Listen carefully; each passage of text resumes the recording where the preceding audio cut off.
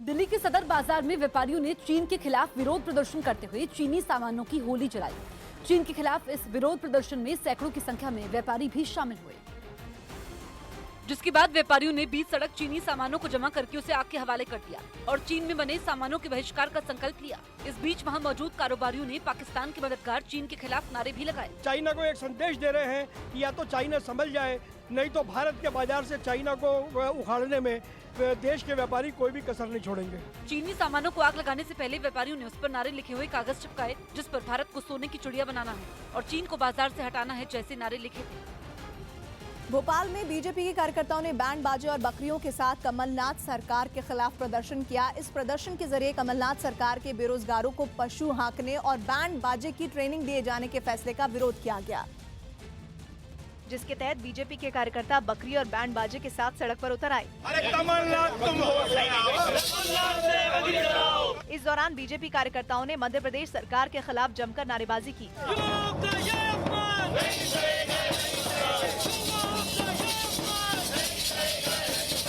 इन BJP कार्यकर्ताओं ने इस मौके पर एक मार्च भी निकाला, जिसके आगे आगे एक आदमी बकरियों को लेकर चल रहा था तो बाकी लोग पीछे बैंड बजा रहे थे। बीजेपी कार्यकर्ताओं के मार्च को रोकने के लिए वहां पर पहले से ही पुलिस का भारी बंदोबस्त किया गया था। हालांकि इसके बाद भी बीजेपी कार्यकर्ताओं ने आगे बढ़ने की कोशिश की, जिसकी वजह से पुलिस और बीजेपी कार्यकर्ताओं के बीच धक्का मुक्की शुरू हो गई। पुलिस के इस कदम से बीजेपी कार्यकर्ता नाराज हो गए और उन्होंने सरकार पर बेरोजगारों के अपमान का आरोप लगा दिया। पढ़ा लिखा नौजवान आहत है, दुखी है, वेदना में है। क्या उसके रोजगार का अवसर क्या यही बचा है? हम पूछना चाहते हैं कमलनाथ जी, छात्रवृत्ति देने की घोषणा आपने की थी, 4000 रुपए प्रति माह, आप उस बात से हटा के उसको ढोर चराने की लगाते। आपकी युवा मोर्चा के माध्यम से हम सभी कार्यकर्ता निंदा करते हैं। इससे पहले कांग्रेस ने प्रधानमंत्री के पकौड़े वाले बयान के बहाने बीजेपी को घेरा था। यूपी के शामली में बदमाशों और पुलिस के बीच मुठभेड़ में एक बदमाश घायल हो गया, जबकि उसके एक साथी को पुलिस ने गिरफ्तार कर लिया। वहीं मुठभेड़ के समय गोली लगने से दारोगा भी घायल हो गया। दरअसल पुलिस को इलाके में शराब तस्करी की सूचना मिली थी, जिसके बाद जब पुलिस ने शराब तस्कर को रोकने की कोशिश की तब शराब तस्कर ने पुलिस पर गोली चला दी, जिसके बाद दोनों तरफ से गोलीबारी शुरू हुई। आरएलडी ने यूपी में अपने उम्मीदवारों के नाम का ऐलान किया। आरएलडी ने लोकसभा चुनाव के लिए अपने 3 उम्मीदवारों के नाम का ऐलान कर दिया, जिसमें यूपी के मुजफ्फरनगर से चौधरी अजीत सिंह, बागपत से जयंत चौधरी और मथुरा से नरेंद्र सिंह का नाम शामिल है। गोवा में मनोहर पर्रिकर के निधन के बाद सीएम पद की शपथ लेने वाले प्रमोद सावंत की सरकार का बुधवार को विधानसभा में बहुमत परीक्षण होगा। मोजाम्बिक और जिम्बाब्वे के कई इलाकों में टकराने वाले एक चक्रवाती तूफान में 1000 से ज्यादा लोगों की मौत की आशंका जताई गई। अमेरिकी राष्ट्रपति डोनाल्ड ट्रंप ने आरोप लगाया कि अमेरिकी मीडिया न्यूजीलैंड में हुई फायरिंग के लिए उन्हें जिम्मेदार बता रहा है। चुनाव की तारीखों का ऐलान होने के बाद अब बीसीसीआई ने भी आईपीएल के लीग मैचों का शेड्यूल जारी कर दिया। हालांकि क्वालीफायर और फाइनल मैचों की तारीखों का ऐलान बाद में होगा। आंध्र प्रदेश के चित्तूर में बैडमिंटन खिलाड़ी पीवी सिंधु ने एक मंदिर में दर्शन किए। सचिन तेंदुलकर ने अपने बेटे अर्जुन को क्रिकेट के लिए जुनूनी होने और हर मौके का फायदा उठाने की सलाह दी। सौरव गांगुली और रिकी पॉन्टिंग ने ऋषभ पंत को वर्ल्ड कप टीम में शामिल करने की वकालत की। उत्तर कर्नाटक के धारवाड़ में 4 मंजिला निर्माणाधीन इमारत के ढहने से 2 लोगों की मौत हो गई और 5 लोग गंभीर रूप से घायल हो गए।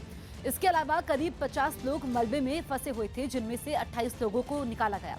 पुलिस के मुताबिक इमारत के ढहने से दूर दूर तक धूल का गुबार छा गया, जिससे आसपास के लोग दहशत में आ गए। मलबे में फंसे अधिकतर लोग उत्तर भारत के मजदूर हैं, जो वहां टाइल लगाने का काम कर रहे थे। तिहाड़ जेल में बंद क्रिश्चियन मिशेल का सेल बदला गया। दिल्ली की पटियाला हाउस कोर्ट ने जेल में बंद आगुस्ता मामले के आरोपी क्रिश्चियन मिशेल को 3 दिन के अंदर दूसरे सेल में शिफ्ट करने का आदेश दिया। राष्ट्रपति भवन में आयोजित एक कार्यक्रम में राष्ट्रपति रामनाथ कोविंद ने बहादुर जवानों को सम्मानित किया।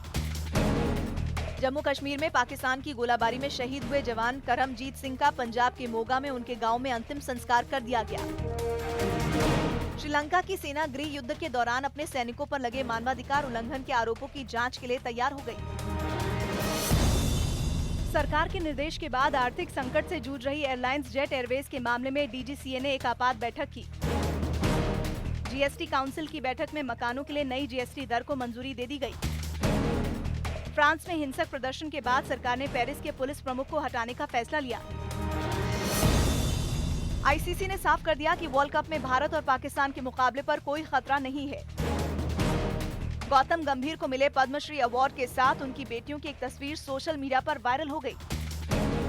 इंडियन वेल्स मास्टर टूर्नामेंट के खिताब से चूके स्विट्जरलैंड के टेनिस खिलाड़ी रॉजर फेडरर ने अपनी हार पर निराशा जताई। पंजाब के पटियाला में पुलिस को एक कार की तलाशी के समय 1 करोड़ रुपए के पुराने नोट और 1.5 लाख रुपए के नए नोट मिले हैं। मामले में पुलिस ने 3 लोगों को गिरफ्तार किया है, जिनके पास से पुलिस को एक पिस्टल और 13 जिंदा कारतूस मिले।